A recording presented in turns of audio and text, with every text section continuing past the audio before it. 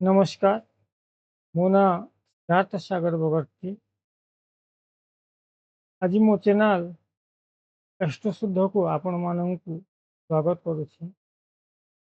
आज आमे राशि चक्र तृतीय राशि विषय जानिबा। मिथुन राशि अधिपति ग्रह होउचंती बुध। तत्व वायु, स्वभाव दुस्वभाव, परिवर्तनशील, लिंग पुरुषात्मक बा धनात्मक, शारीरिक गठन उच्चा एवं पतला शरीर, लंबा हाथ और अंगुठी, चालिबारे एवं कथाबार्तारे क्षिप्रता बा तीव्रता देखा देइथाय। स्वामी ग्रह बुध होइथिबारु एमाने बुद्धिमान और जीवंत चेहरा, आखिरे एक चतुरता और सचेतना देखा देइथाय। बयस बढ़िले मध्य युव सुलभ सौंदर्य बजाय रही है।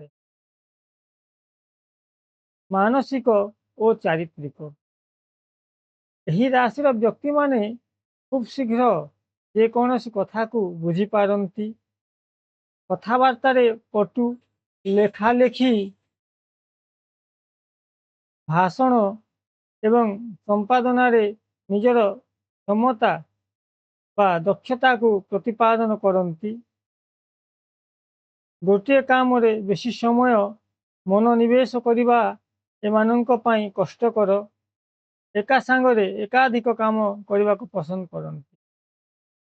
दुई स्वभाव राशि होइथिबारु कौनसी शेष निष्पत्ति नेबा पूर्वरु एमाने बहुत चिंता करती बा द्वंद्व पड़ती। नुआ नुआ जिनिस शिखिबा, पढ़िबा एवं सूचना संग्रह करने अधिक रुचि रखि थांती।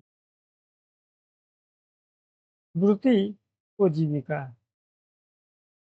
जदि मिथुन राशि दशम भाव उपरे पड़ी थाए किंबा बुध ग्रह सहित संपर्कित होता है, तेबे संवादपत्र, मासिक पत्रिका, प्रकाशन, संपादना, लेखक, संपादक, एंकर, टेलीफोन, संचार विभाग, दलाली, एजेंसी, अकाउंटेंट, ऑडिटर, गमनागमन, रेलवाई, डाक विभाग, कोरियर सेवा बा प्रवचक होता।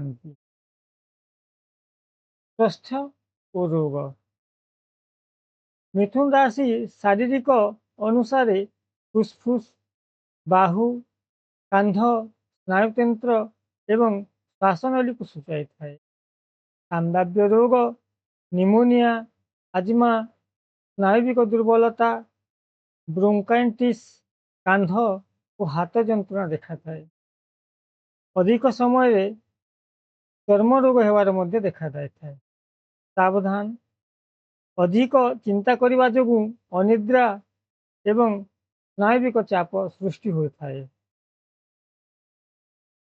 राशि चक्र तृतीय राशि होइथिबारु छोट छोट यात्रा, साहस, चिठीपत्र, चुक्तिपत्र एवं पड़ोशी भाई भौणी को दर्शाई थाए। शुभवार बुधवार, शुक्रवार, शुभ रंग सबुज और धला।